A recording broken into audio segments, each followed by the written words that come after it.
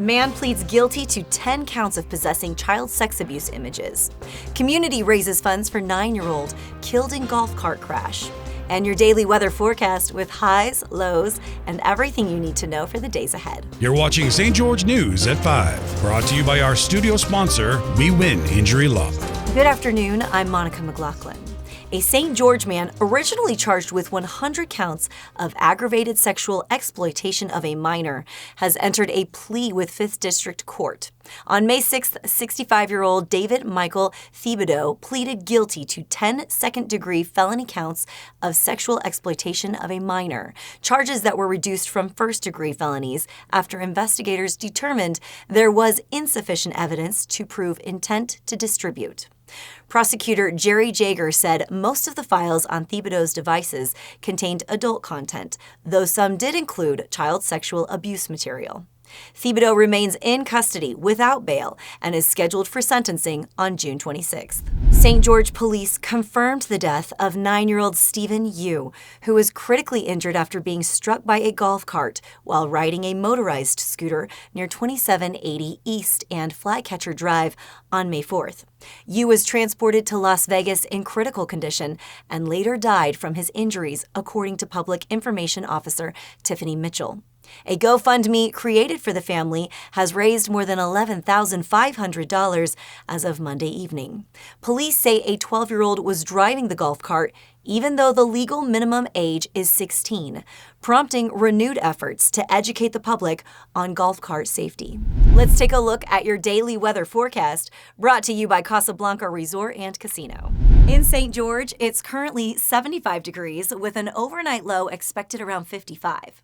Tomorrow warms up with a high of 76 and a low of 52. Mesquite is sitting at 77 right now. Tonight's low will dip to 60 with sunshine continuing tomorrow and a high near 81 degrees, cooling to 58 by nightfall. Cedar City is cooler this afternoon at 58 degrees. Expect a chilly low of 38 tonight. Tomorrow brings a high of 59 with another brisk low of 37 degrees to follow. Now we'll go to Tyler Todd for your weekly injury law review. Hi, I'm Tyler with We Win Injury Law. Highway 18 and I-15 are two of the most accident-prone roadways in Washington County. High speeds, heavy traffic, and sudden lane changes often lead to serious collisions.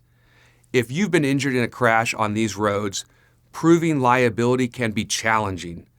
That's why documenting the scene and working with an experienced personal injury attorney can make all the difference in securing the compensation you deserve. Thanks, Tyler. The U.S. Senate has passed a resolution to overturn a Biden-era policy that restricted off-road vehicle use on certain roads in Utah's Glen Canyon National Recreation Area.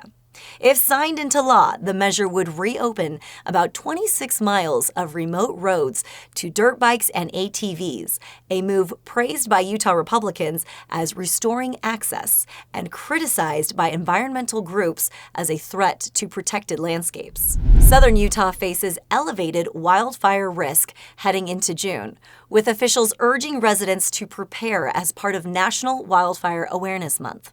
For more on prevention, preparedness, and what's driving the increased danger, here's Maury Kessler.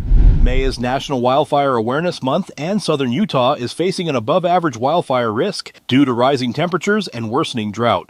Many Utahns live in the wildland-urban interface, where homes meet forests or grasslands, making them more vulnerable. Residents are urged to take shared responsibility by creating defensible space around their homes and following fire-wise practices.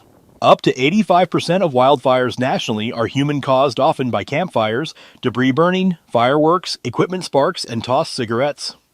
Visit the Utah Wildfire Risk Portal, consult your local fire department for a home assessment, and check resources like ready.gov and USU Firewise Landscaping for full protection tips. Thank you for watching St. George News at 5. To learn more about our studio sponsor, We Win Injury Law, go to wewininjurylaw.com.